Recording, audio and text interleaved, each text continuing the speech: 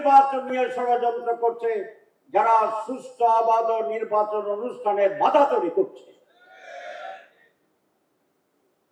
এই খেলা আর চলবে না। দুই, আমরা বলেছি রিফর্ম করতে হবে, সংস্কার করতে হবে।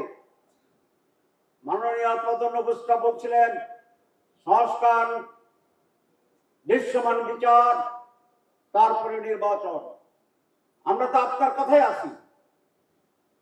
সংস্কারের জন্য আপনি কমিশন করেছেন, আমরা বসেছি বারবার, আমরা ঐকমত্যে পৌঁছেছি। এখন এটার বাস্তবায়ন, এটাই আপনার দায়িত্ব। আপনি বাস্তবায়ন না করে তারিখ ঘোষণা করে দিচ্ছেন। ভালো, তারিখের ব্যাপারে তো আমরা দ্বিমত পোষণ করছি না।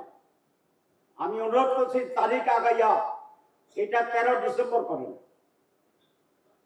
জামাত ইসলামী স্যার আগামী 13 ডিসেম্বর 2025 নির্বাচন হোক। অসুবিধা আছে? আমাদের কোনো অসুবিধা নাই। ডিসেম্বরেও নাই, জানুয়ারিতে নাই, ফেব্রুয়ারিতে নাই, এপ্রিলে দিলেও কোনো অসুবিধা ছিল না।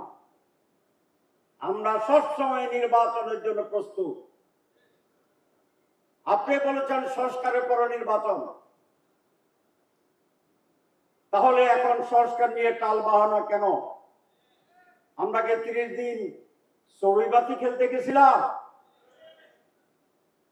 এটা কি হাডুডু খেলা ছিল? খেলা ছিল? আমরা তো সিরিয়াসলি নিয়েছি। আপনি যদি খেলা মনে করে আমাদেরকে এনগেজ করেন, তাহলে আপনি ঠিক করেন নাই।